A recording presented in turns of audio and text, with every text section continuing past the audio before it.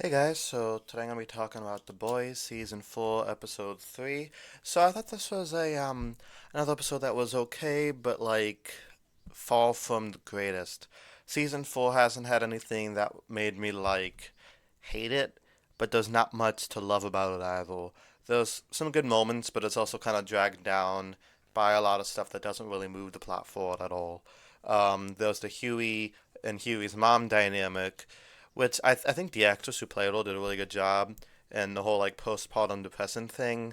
But I don't know. I feel like Huey was a little quick to forgive her about that. Like I don't know. It seems like kind of a cheap way out of that situation. I really like the Butcher and Ryan stuff because the Butcher doesn't want the CIA to turn Ryan into this machine, this the super soldier to stop Homelander. He wants Ryan to just have a normal life, grow up like a normal kid. And I don't know that I like when we see the softer side of Butcher because usually he's angry man, but with some characters, I think he's pretty soft with Huey and he's soft with Ryan.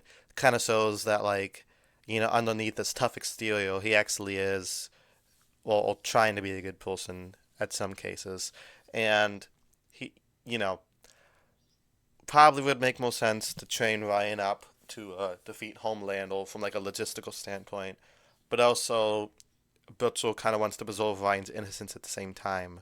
I like how jealous Homelander is because like it shows that he's not just cartoonishly evil. He's a little bit more complex than that because as Homelander's meal did tell him, he does crave love and admiration and bonds with other people. So saying the only person he views as an equal because it came from him, a little bit of a narcissist, um, not like absolutely adore everything he does, kind of sends him on this spiral. It's really complex character. He's more of a complex character than I think a lot of people give him credit for. Um, and Anthony Starr plays him so well.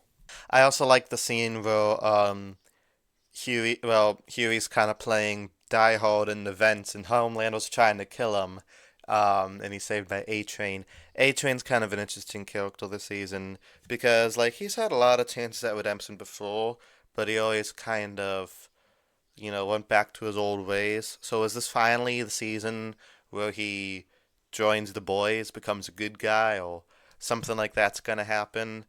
Um, because he's had a lot of development this season, a lot of introspection. Also, I think the boys have a lot of plot armor, because half the time you think like, how do these plans even work? I feel like they should be better constructed, but they aren't. I guess I don't know. I guess the plot needs to move forward, but sometimes the boys don't really think through their plans that easily. I like the whole Annie Firecrackle beef they have because Annie said something mean when she was 13. Um, which, in Annie's defense, she was 13 years old, so, she's not the same person. It's been like 10 years since maybe 20 years. How old is Starlight? Maybe in like her early 30s, late 20s. It's been a while, point is, since that happened. But also, the Firecracker's defense, being bullied at a young age does still bear ground as an adult. I know people say get over it, but sometimes it's hard to get over stuff like that. So I can see it from both angles, but yeah, I don't know. I like how Starlight acknowledges that what she did was bad and tries to grow from it. The Kamiko and Frenchie storyline is still kind of like whatever. It's probably the second least interesting plot besides Huey's plot this season. They're trying to like let go of their past and stuff like that. But it doesn't really challenge the character arcs in any meaningful way, and it doesn't really advance the plot either. Like Kamiko's like, trying to work through her trauma by taking down these child traffickers. It's like cool. I mean, we don't really see the effect this has on her mentally because, like, obviously taking down child traffickers is a good thing. So it doesn't really like, what I'm saying? It doesn't really challenge the character. I guess, if anything, it has her like go work through her trauma in a positive way. Um, but there's really not much we find out about her that we don't already know. I guess is what I'm saying. So yeah, it was a decent episode. Not one of the best. Not one of the rules. It just kind of sits there for me. Let me know what you guys thought of this episode down in the comments below, and I'll be back maybe tomorrow to talk about episode 4. Thank you guys so much for watching, and until next time, peace.